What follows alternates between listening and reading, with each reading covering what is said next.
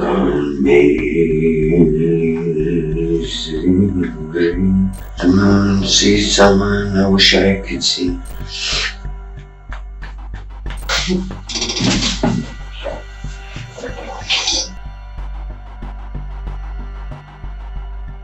This 50-year-old man in distress is Kevin Eastman, who claimed that he was caught in the wrong place at the wrong time.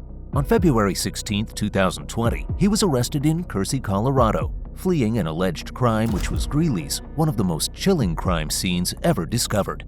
Kevin claimed he was with his girlfriend, Heather Frank, but she was conveniently missing when he was caught. What followed was a web of deception and twists. Interrogation rooms are designed to break people, but is Kevin putting on a show, or is he genuinely breaking down? Let's hear from one of his friends who dropped a key detail that would become vital in cracking the case. He would tell me that they both drank a lot, but he would tell me that she would keep drinking throughout the night, and she would get violent with him. Okay. Like, they get into an argument and she'd hit on him. With Kevin's friend's statement in mind, was Kevin wrongfully arrested, or was he living a double life? Let's take it back to where it all began on Pingree Park Road, Greeley, Colorado. On February 10, 2020, a snowplow operator in Pingree Park stumbled upon a horrifying scene and wasted no time calling 911. I'm on the Pingree Park Road at the Monument Gulch exit, and I have a dead body. Okay, we'll get help on the way. Are you able to provide any details? Well, there was a tree on fire, and I went up to put it out, and he's laying next to it. Okay, and you believe he's got any help? Yeah, he's definitely passed away. There's no indication that this guy was camping. There's no other personal property. He's face down next to a log. The tracks that we think might have been made by him or whoever was here. 11, I apologize. Sam 18's out of the room, confirming there was a campfire made, just doesn't look normal. It does not look like this is an intentional campfire. So this does not look normal. The scene was anything but normal. The charred remains of a man in his early 50s left detectives with more questions than answers. As they dug deeper into why this body was found burned and abandoned, chilling revelations soon started pointing straight to Kevin. The detective wastes no time grilling Kevin, asking for his role in the crime and his connection to the victim.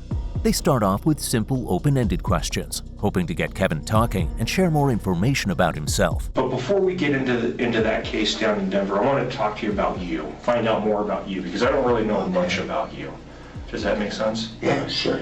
So, where do you live right now? I'm kind of in between three places. Okay. Yeah. Yeah, I was trying to see how much backstory. So, like, a year ago on Valentine's Day, the lady that I'd been with went through hell and back. While detectives were sitting across Kevin on February 16, 2020, just 5 days earlier, 73-year-old Stanley Sessions had reported his 53-year-old son Scott missing. As investigators meticulously pieced together the evidence, a chilling truth began to surface. DNA from a seemingly ordinary household item not only revealed Scott's fate, but also pointed directly to the man now sweating in the interrogation room. 5 relentless days of investigation uncovered Scott's charred remains in Pingree Park and a disturbing link to Kevin. Scott, a seasoned musician in his early 50s, was the heart and soul of a blues band, passionately playing the trumpet. His talent and raw, soulful sound earned him admiration throughout the community, where he was loved for more than just his music.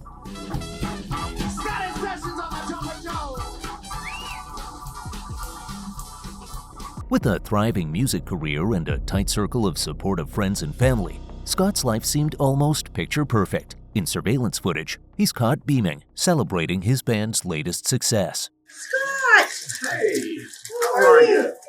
I got a first. Come on over. All right, thank you. I think I better put some money in the bank. Working hard or hardly working? Hardly working, really. We just got back from Memphis, so it's like, trying to recover. But we Play out there, or was it him? Yeah, it was the International Blues Challenge. Ooh. So we made it to the semifinal round, and the band that from the semifinal round that was in our venue was the one that won it all. So we kind of basically lost to the, well, I guess we lost to the winners. You know? But it was so fun. That's good. That is good. So, still on the Memphis high. You know? It's great. Scott's pride and joy radiate in this footage, but he had no idea what fate had in store. Nothing could justify the brutal and horrific end he was about to meet. They had a candlelight dinner theater Monday night, and Scott didn't show up. George called and he said, "Do you have any idea where he might be?" And I said, "No." That's the first I knew that there was something. Because Scott was very dependable. Oh my God. Yes. He would not miss a gig with his, he would not. He just, and it was his life. Okay. And he finally succeeded. Scott had a gig lined up for February 10th, 2020, and it was unthinkable for him to miss it. His passion for music was well known to his friends and family, so his no-show immediately raised alarm bells. The next day, on February 11th, Stanley Sessions reported his son missing, unaware that Scott's body had already been discovered in Pingree Park just a day earlier. When detectives arrived at the scene, they found a body deliberately burned, wrapped in plastic, and bound tightly with duct tape. The autopsy revealed something even more horrific. Scott's throat had been slashed with such brutal force that it nearly decapitated him. This was no ordinary crime. It was fueled by pure rage. But why was Scott, who had planned nothing more than a quiet evening with Heather, subjected to such a grisly end? What the detectives uncovered next would forever alter the course of their investigation. To dig deeper into Scott's background and uncover possible motives for his murder, detectives turned to Stanley Sessions. They asked about his son's personality and, more importantly, his love life, hoping to find clues that might explain Scott's violent end. He had a hell of a track record there. He was married many, many years ago, and that ended up in divorce, and collected a felony out of that. After his failed marriage, Scott had 2 more relationships, both of which ended due to his own behavior. Detectives questioned his ex-girlfriends, and their responses painted a clearer picture of Scott's character. So during that relationship, you had indicated that there were some troubles and stuff like that? In our relationship? Yeah. Uh-huh. Can you explain what those were? He became very jealous. And that was difficult because I'd be out with friends, and if a man came up to talk to me, he would get upset. And then eventually, he would get really angry. So I decided, for my own safety and well-being, I filed a restraining order. And that was for 3 months. Scott struggled in a lot of ways, but he was amazing too, right? He was brilliant mind with music and the ability to deal with people. He never forgot anybody's name, as you've read. He was nice to everybody, nice all the time. He never really had a reason to be mean to anybody until you pissed him off, right? Then it was another story. Always road rage. I hated driving with him. I used to say, "Scott, people carry guns. Don't do that. Don't follow so close. Don't drive like that." I was always, so in this whole last few days, I thought maybe it was a road rage incident. Maybe he'd gone up to the mountains and something happened, so I thought, oh, that's a possibility. In my mind, it's not just, it wasn't there's no way a random event took out Scott Sessions. I just don't think it. He made it 53 years. He's done. Crack, he's done. Meth, he's done. Scott's done everything. I don't think he's done one, but Scott, you don't know how he survives because he makes dumb decisions constantly. So I didn't think it would be a random act that takes him out, right? And I know that sounds kind of harsh to say take him out, but you think about it when you're around someone like that, when they risk themselves a lot. Sure. Scott's temper often clashed with his better intentions, suggesting deeper unresolved issues. However, after years of self-reflection, he mended his relationships with both Loretta and Laura, staying on friendly terms. They admired his passion for music, but those close to him always sensed a darker side lurking beneath the surface. It wasn't just Scott's ex-girlfriends who highlighted his recklessness. He was always a little kid, and he was always picked on himself. Well, he'd been in counseling since, off and on, all the way from 2nd grade. And along the way, there's been some stuff. You know, I've seen inside of jails I never ever expected to see. Met law enforcement people up and down the Front Range, and went and gathered him up a few times from jail. But it looked like he had really turned the page. And I tell you all of this because in my reaction to your telling me he was deceased was I wasn't surprised very much, because I think we had been close to this place times before, years and years ago. Sure. So I didn't know.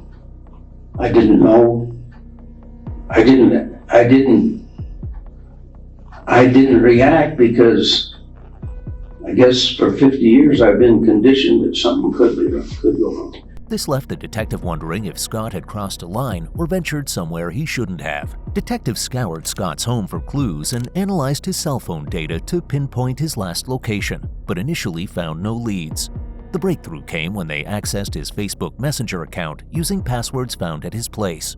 His final chat on the day he disappeared was with a woman named Heather Frank. Heather was the prime suspect from the start. To unravel the story, the detective dug deeper and discovered that Scott first met the free-spirited and charming Heather Frank at one of his shows. This guy's been voted Northern Colorado's best trumpet player, Mr. Scott Sessions. At 48, Heather Frank was a local waitress who felt an immediate connection with Scott when they met.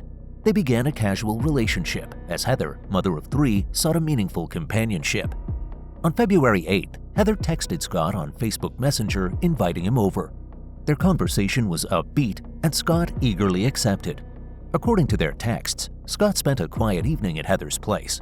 However, when Kevin was questioned about Scott and Heather, his account contradicted this. It came out that she had intimate relations with him. Okay. And that it wasn't like really,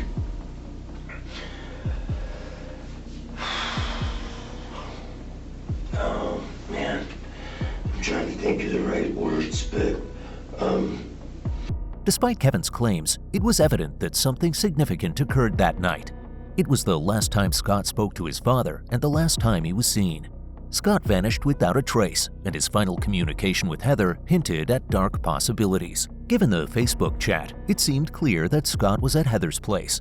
Tracing his phone confirmed that he was indeed at her home. Police obtained Heather's cell phone records and traced another phone to the same location. Guess whose phone it was? Kevin Eastman's, who is currently sitting in the interrogation room. Kevin and Heather had a tumultuous on and off relationship for 5 years. At the time of the incident, Kevin was supposed to be staying at his sister's place in Parachute, as he and Heather had split a few months earlier and he was trying to move on for good. Cell tower data confirmed that Kevin and Heather were with Scott at Heather's apartment on the night of February 8, 2020. The following morning, as Scott's phone went silent, Heather and Kevin's phones moved together toward Poudre Canyon in Pingree Park, where Scott's body was later found. Security cameras outside an amphitheater captured Eastman's car heading west up the canyon and returning within a 3-hour window. Cell phone records also showed that Kevin and Heather returned to her apartment after leaving the canyon.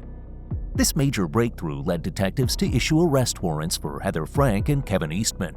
To collect more evidence, investigators tracked their movements with vehicle-mounted GPS devices and set up a surveillance camera outside Heather's residence. On the evening of February 15th, Heather left her apartment with Kevin right behind her. She seemed unsteady as she climbed into the passenger seat of Kevin's car. Detectives ready to make the arrest tracked Kevin's vehicle across rural Colorado, noting several stops along the way. Larimer County Lieutenant Donnie Robbins, who was monitoring Kevin's activities, suspected he might be disposing of crucial evidence. Robbins observed Kevin tending a large fire on property belonging to a man named Troy Bunnell. Upon Kevin's arrival at a nearby gas station, he was promptly arrested, but Heather was nowhere to be found. However, investigators couldn't rule out the possibility that he dropped Heather off at one of the stops he had made along the way. In the first hour of interrogation, Kevin Eastman is questioned about his lifestyle, recent whereabouts, and his relationship with Heather Frank. Kevin conveniently claims that his memory is hazy due to a recent injury. But I suffer multiple different my head's gotten all screwed up. So I had a crush. So, yeah, my memory's not always what it should be. But I think I'm usually pretty adamant about taking care of stuff like that. So that case involved a young lady, and we wanted to talk to you about that. Okay, but before we get into that case down in Denver, I want to talk to you about you, find out more about you, because I don't really know much about you. Does that make sense? Yeah, sure. So, where do you live right now? I'm kind of in between three places. Okay. Yeah. Yeah, I was trying to see how much backstory. So like a year ago on Valentine's Day, the lady that I'd been with went through hell and back. Kevin describes his relationship with Heather as rocky, yet he manages to recall a specific date from the past year, a detail he remembers despite his claimed memory issues. Detectives are aware of Kevin's actions and past more than he realizes, and they're ready to expose inconsistencies in his story. Hey Kevin, there's something else we know too. Okay. Saturday night, you, Heather, and Scott were all at Heather's house. We know that. Okay, so why don't you walk us through what happened? Tell us what happened with Scott.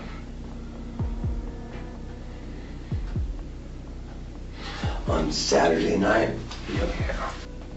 Here's the thing, Kevin. I think that you want to tell me, all right, and you're struggling with getting over a speed bump. We already know that you were there with Scott at Heather's house.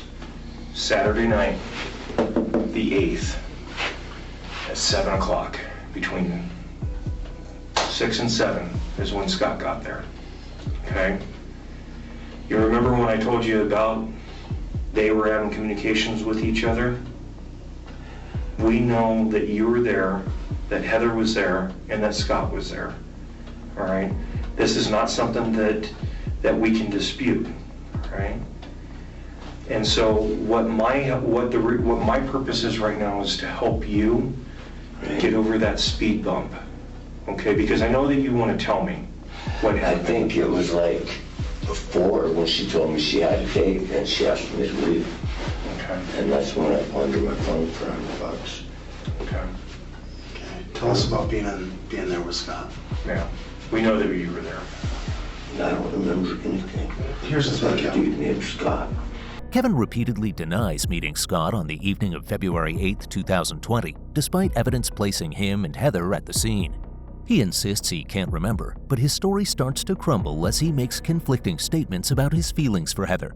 With evidence contradicting his claims, watch as detectives methodically unmask him piece by piece. You told us that you proposed to her. I mean, you feel very deeply for this woman. I love her with all my heart. I get that. And what you're telling us, there is no doubt that you love her more than anything. And loving a woman more than anything in this world. And, you know, it doesn't sound like she's toying with you, but intentionally, but for her it's not intentional. But for her to go out and you know that she had intimate relations with Scott, that's like a, you know, not only sticking something in your chest, but it's twisting it too. I can imagine you feel pretty awful. I'm pretty callous to it from all the years that it's been going on. Yeah, you say you might be callous to it, but there's still something though that, if not, you know, making you feel bad, your pride. Okay? Oh no, it's got nothing to do with pride, just my self-worth. It just makes me feel like, yeah, I try and be everything I can, and I still don't mean nothing to her. So I'm sure that you do. Okay. So you're at this house with Heather, with Scott, the guy that you know she has slept with. That would be awkward. That would be very awkward. Tell us what happened there. I mean, you're with your person you proposed to a week later. Right. And Scott's there. I don't even remember anybody named Scott. Kevin professes to love Heather with all his heart, yet his actions tell a different story. Detectives have compelling evidence that reveals the contradictions in his claims, suggesting Kevin isn't the man he's trying to appear to be. Amazing grace. See the moon sees someone I wish I could see. Frère Jacques, Frère Marjon, Très Marjon.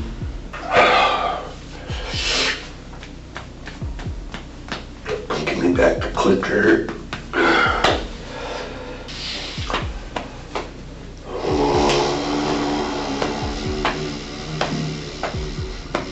She could be black and blue.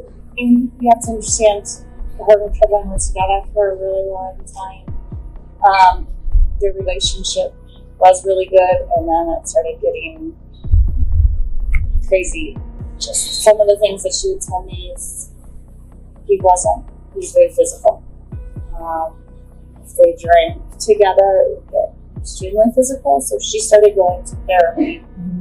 They both wanted to do couples therapy. That wasn't working. So, she would tell me that she would want to break up with him, but she was afraid that he wouldn't take it well. Ali Nobi, an old friend of Heather's and her former restaurant manager, had heard Heather's many complaints about her tumultuous relationship with Kevin. During the background check on Kevin and Heather, Ali provided additional insights into their troubling dynamics. Things got rocky. There was a couple times where she couldn't come to work, and she'd show up and I'd meet her outside. Heather was clearly trapped in an abusive relationship, but Ali wasn't the only one to speak out. Heather's eldest son, Alexander McLaughlin, also came forward with shocking revelations, shedding more light on the toxic dynamic between Heather and Kevin, which helped detectives piece together the full picture. Tell me about your mom and Kevin's relationship. Wild, I guess I would say. Like, in the beginning, when they first met, he's an alcoholic. My mom is pretty much an alcoholic too. They would get into a lot of fights. The first incident of him ever hurting her, he broke her wrist and tried to slit her throat. She told me it was a bar fight, but this was back in 2014, so 5-6 years ago. And when you say he tried to slice her throat, how do you know that? Because her throat had a scar, or not a scar, it was scabbed over, like he tried to cut her throat with a dull knife. This wasn't the first time Kevin had been violent with Heather. He repeatedly inflicted physical harm on her, leaving her with a broken wrist and a scar on her throat. A few years later, his abuse escalated, landing Heather in the hospital. You want to tell me what happened? Just argument in the hotel room, punches to the left side of my ribs, and I had to get out of there because it was going to hurt me worse, so I left. Who did this to you? Kevin Eastman. How many times did he punch you? 3 times.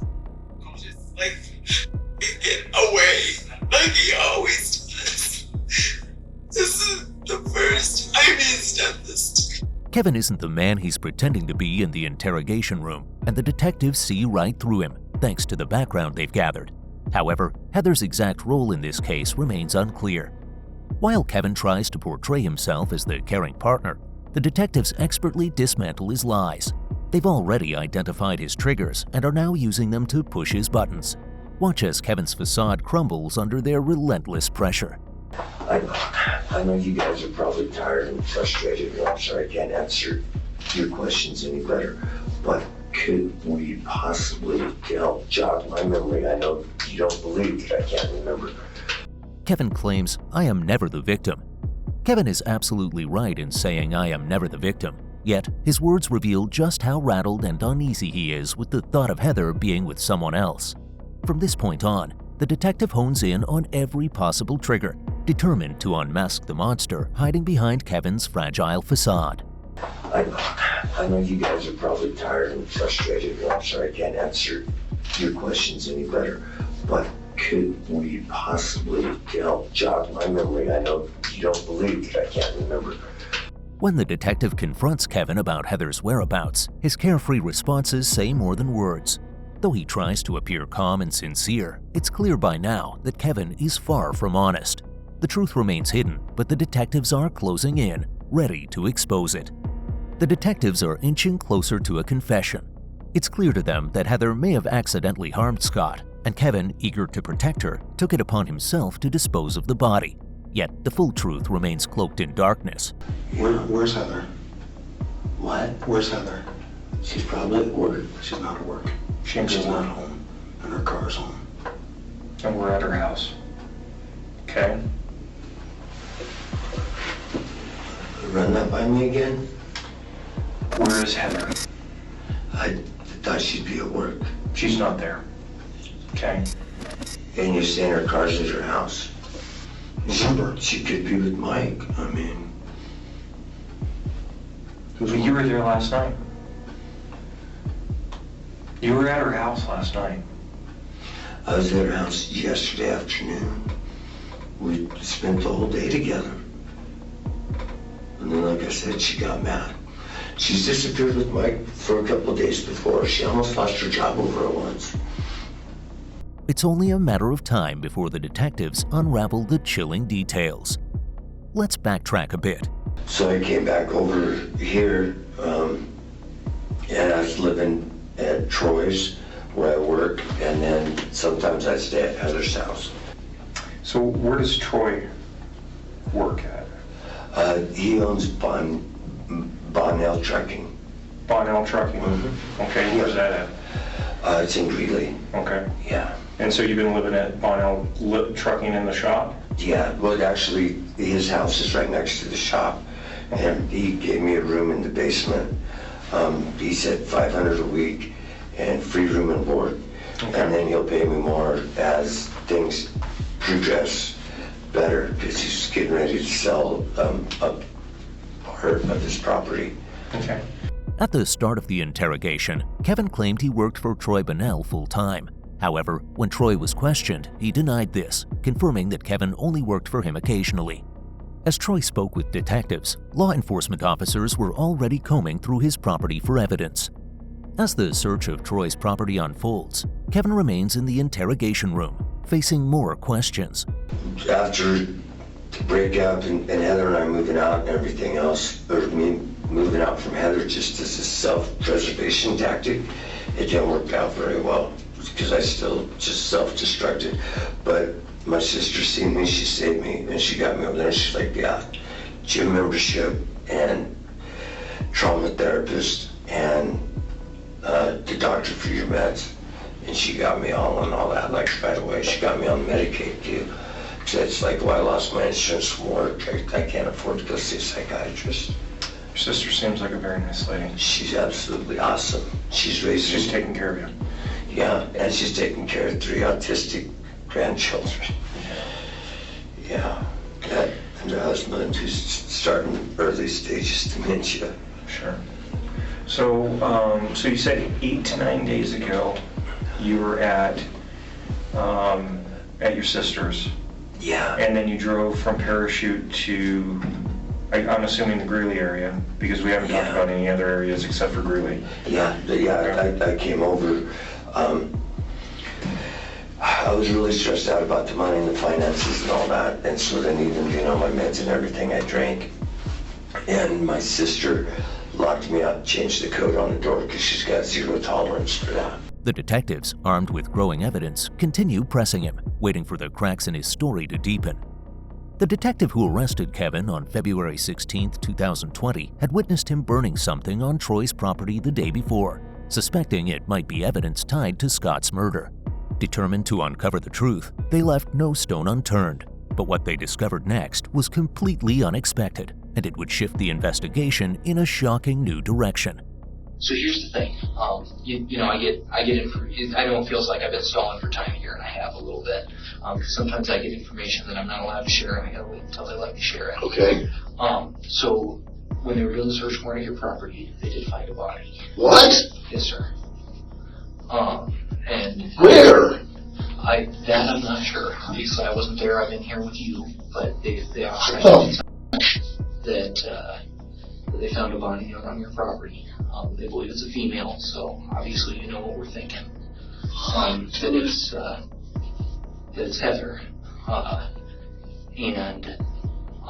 So that's like... Jesus fucking Christ! Yeah. Why didn't you tell me that shit? I only heard about, 2 breaks ago, and then I had to get my boss to authorize me to tell you. I mean, you... So that's just, you've been so patient with us, and I wanted to explain to you why this is extending, right? Yeah, but I got nothing to do with this shit. I mean, I'm in the fucking, this motherfucker, man. I could see if I was in your position, I'd be pissed too. I don't deserve this shit. I'm sure, kind of like you're beyond tired. Yeah. But hopefully that helps you to understand why I need your help. And I'm telling you, God damn, bro. Yeah. So where? I mean, I know my property pretty well. I'm finding out a little more information on that outside somewhere. Beyond that, like I say, I literally don't know. I get little snippets of information, quick phone calls with guys when I'm out of the room, right? So remember I said, my calling me. Yeah. Yes, sir. So let's. Dude, So you know nothing about it? No. Okay. And I have no reason not to believe you. Troy's reaction is one of genuine surprise, as he appears truly unaware of Kevin's actions on his property. In contrast, Kevin's response when questioned about the incident is deeply unsettling, revealing a disturbing level of discomfort and evasiveness. We told you we have new developments. She gets in the front seat of your car. You put something in the back seat. You get in the car. She doesn't get out. No, hold on a second. We're watching this real quick, okay? Well, I was just going to show you. Hold on a second. No, we're watching this. Okay, that's your car. And you drive away. And you want to know what this tells us? What we know is that you drove away with Heather last night and she never returned to your house, or to her house. And that we had a tracker on your car and we tracked you going out to the house out in Weld County, the farm where the barn is, where the burn pit is, that you were tending to this morning. Right. Okay? And we found Heather. And Heather is in the same condition that Scott is. It's time to start talking. This is the time that you need to talk. If you're not going to tell us the truth, then this conversation is over. Okay? So this is your chance, Kevin. Look at me. This is your chance.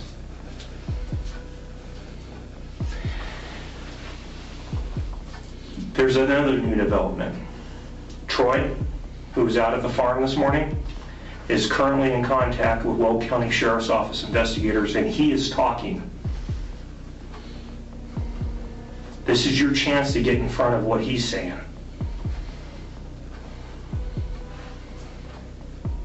Kevin, look at me. Kevin,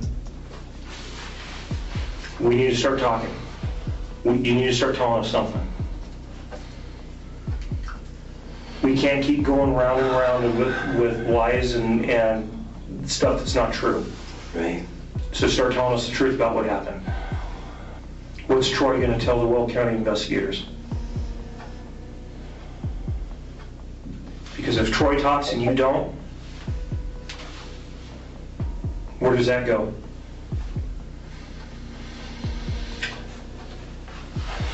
Was somebody else in the car with you and Heather when you went up to dump Scott's body?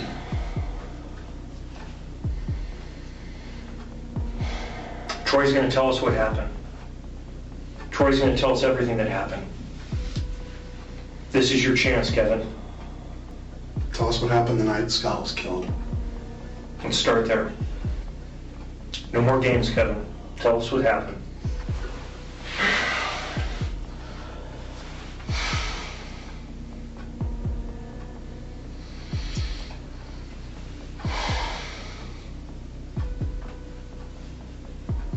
It's okay. Tell us. You can tell us. Troy's gonna start talking. And that's okay. You guys go talk to him. He probably knows more than I do. He what? He probably doesn't know anything. I don't know, guys.